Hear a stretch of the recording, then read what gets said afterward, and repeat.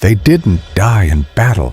50,000 soldiers, the finest warriors of their age, men who conquered Egypt, broke pharaohs, erased entire civilizations from the map, and they vanished. Every single one. No bodies, no weapons, no survivors crawling back through the sand with a story to tell. They walked into the desert and ceased to exist. Picture the column, dozens of kilometers of living metal and flesh, thousands of boots grinding scorched sand. Ahead, only dunes. Behind, the last oasis, the last water, the last moment anyone could have turned back. They didn't turn back. Then the sky turned the color of dried blood. The horizon disappeared. The sun disappeared. Only one thing remained.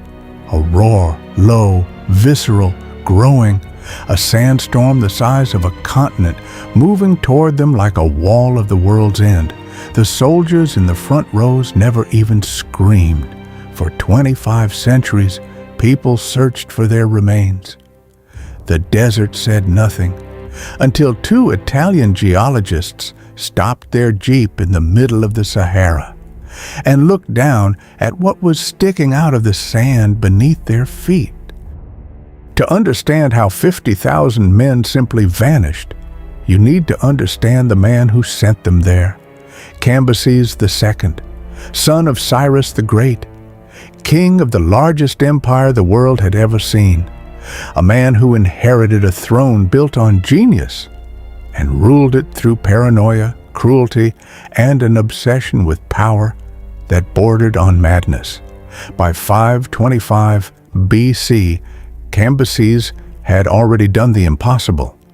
He marched his army across the Sinai, crushed the Egyptian pharaoh Psamtik III at the Battle of Pelusium, and seized the most ancient civilization on earth in a single campaign. Egypt, the land of pyramids, now knelt before Persia. But that wasn't enough.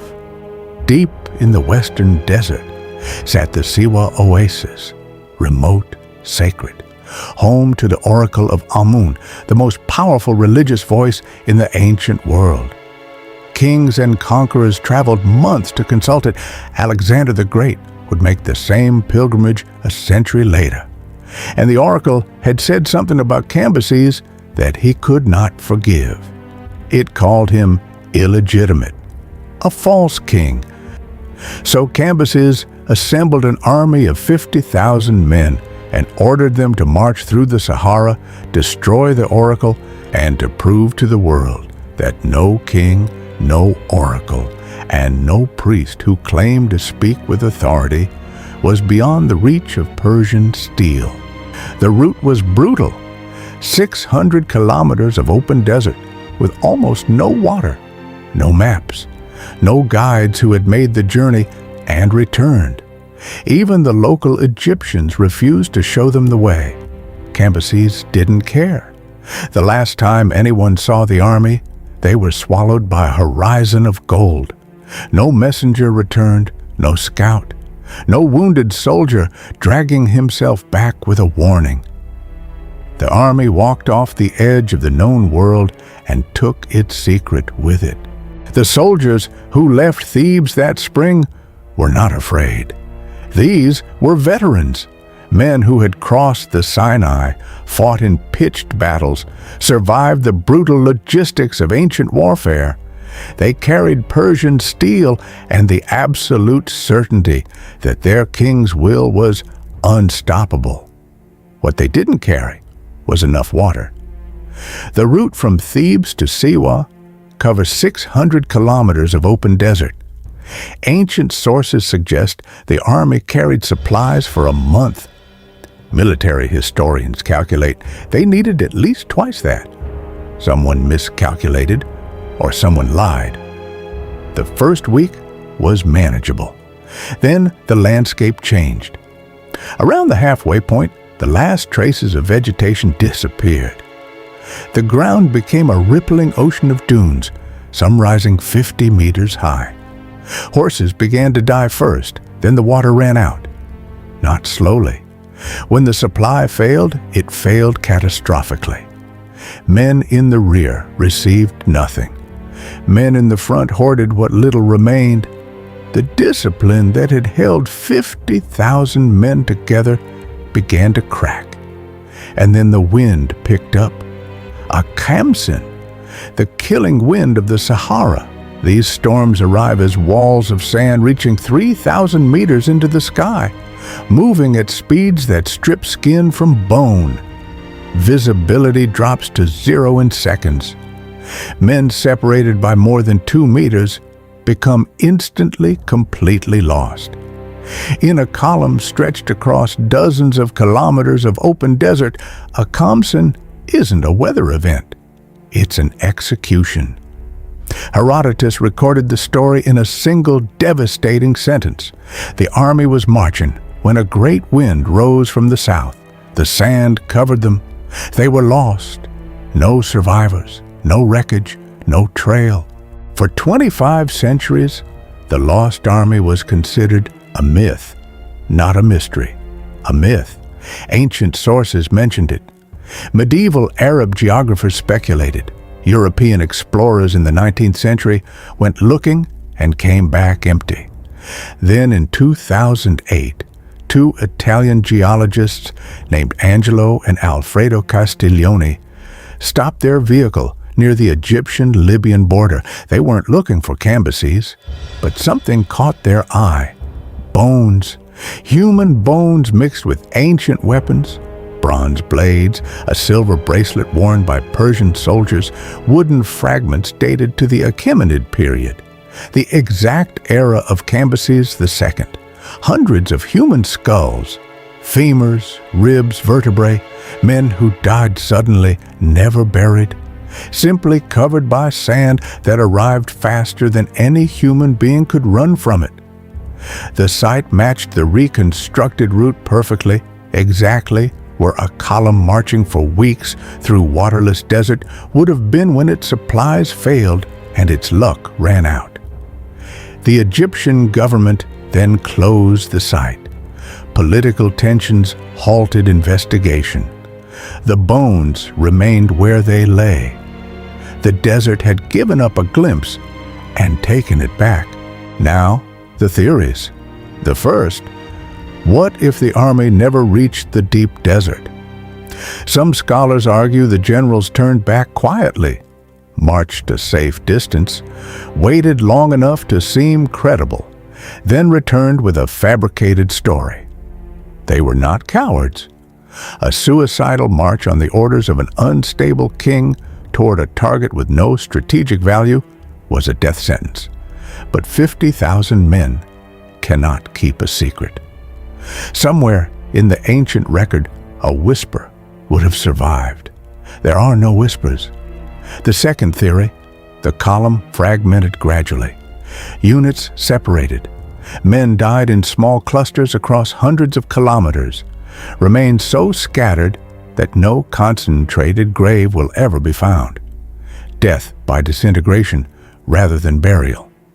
The third, what if the number is simply wrong? 50,000 comes from Herodotus, writing a century after events he never witnessed, with no access to Persian military records in an era when large round numbers served rhetoric more than fact. A force of 10,000 men caught in a khamsin between dunes could be buried 10 meters beneath the surface right now, intact, waiting. All three theories agree on one thing. The army is still there. The Sahara is not a graveyard. It is a vault, and nobody has found the key. Let's go back to that morning, the last morning. The wind started before dawn. The oldest soldiers felt it in their bones before they heard it with their ears. Veterans of a dozen campaigns, men who had survived things that would break most human beings. They felt it and said nothing because saying it out loud made it real. The officers gave the order to march anyway. The water was gone. Standing still meant dying slowly. Moving forward meant dying with purpose. In the logic of a desperate army in the middle of the Sahara, Forward was the only direction that still made sense. The sky changed first. Blue drained out like water from a cracked vessel. Yellow, orange, then arterial red that had no business being in a morning sky. The sand began to move horizontally, hissing against armor, filling ears, packing into mouths and nostrils. Then the wall hit. 3,000 meters of compacted sand moving at over 100 kilometers per hour. A solid thing. A geological event wearing the shape of weather. The soldiers in front had 4 seconds before it consumed them entirely. 4 seconds. In 4 seconds, a man can take 3 steps, turn his head, raise his arm across his face, open his mouth to scream. He cannot run. He cannot hide. There is nothing to get behind in flat open desert against a force that strips paint from rock. The column disintegrated, not metaphorically, physically. Men scattered into featureless desert where every direction looked identical. Separated soldiers don't regroup. They wander in circles without knowing it, exhaust themselves, fall. The sand covers them where they lie, gently, completely. Within hours the storm passed. The desert was silent, no column, no formation, no sign that 50,000 human beings had stood on that ground, just dunes, rearranged, innocent. Cambyses waited for a messenger that never came. He died the following year. Accident or suicide, the sources disagree. His empire survived him. His army did not. The Oracle of Amun continued operating for another 5 centuries. Somewhere beneath the Sahara, they are still there, 50,000 men, frozen where they fell, armor intact, weapons beside them, faces pressed into sand that has not moved in centuries, the largest undiscovered military grave in human history. We found the pyramids. We found Tutankhamun's tomb sealed for 3,000 years. We found Troy, which everyone agreed was a myth until a German businessman with a shovel proved otherwise. We have not found them. Ground-penetrating radar sees 30 meters beneath the surface today. Satellite thermal imaging scans thousands of square kilometers. The answer is not beyond our reach. It is beneath our feet. And yet the region stays restricted. The years pass. The sand shifts. Cambyses sent those men to silence a voice that called him illegitimate. He wanted to erase a story. The desert turned them into one.